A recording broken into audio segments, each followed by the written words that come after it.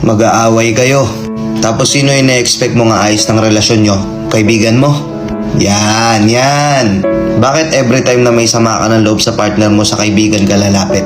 Kailangan ba kaibigan mo ayos ng relasyon yung dalawa? Kasama ba siya nung nililigawan mo pa lang siya? Kasama ba siya nung sinagot mo siya? Ito problema. Kapag galit ka sa partner mo, hahanap ka ng ibang taong ko-comfort sa'yo. Na instead na kayong dalawa umayos ng relasyon nyo. Instead na naging private yung away nyo, tapos magkakaayos din naman kayo sa huli, nalaman na ng ibang tao. At hindi lahat ng sinabihan mo, mananahimik at gagawin yung sikreto. Minsan magugulat ka na lang pag chichismisan ka. Pag-uusapan ka ng hindi mo alam. Kapag may away kayong dalawa, kapag may hindi kayo pagkakaunawa ang dalawa, kayo dapat mismo umayos.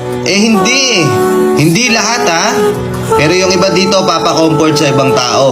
Ang masama pa niyan, yung tao nagko-comfort sa'yo, inaabangan ka lang pala. O inaabangan lang pala yung partner mo na maghiwalay kayong dalawa.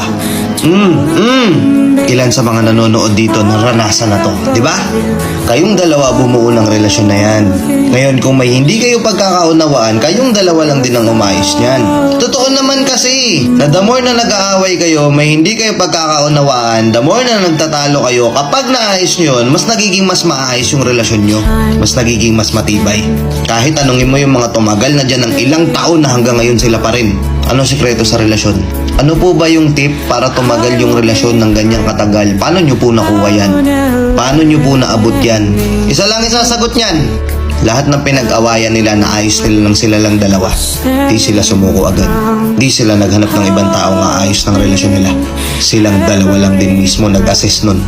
Sa bagay, syempre ikaw, galit na galit ka sa partner mo eh. May hindi kayo pagkakaunawaan. Pikon na pikon ka. Magulo yung utak mo. Manghihingi ka ng advice sa kaibigan mo.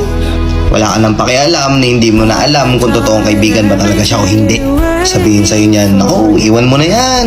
Napakarami pa dyan. Bakit di na lang ito? Bakit kasi hindi na lang ito? Bakit di na lang kasi siya?" Ikaw, dahil magulo isip mo, papasok sa'yo yun. Babalik ka sa partner mo.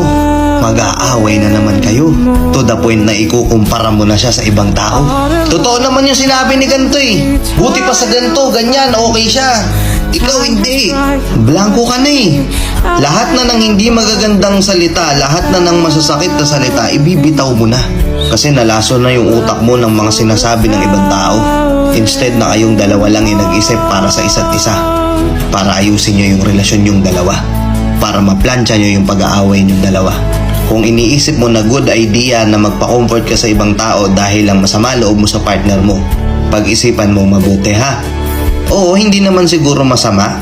Hingi ka ng konting advice sa mga kaibigan mo. Pero siguraduhin mong yung mga kaibigan na yung totoong kaibigan para sa'yo.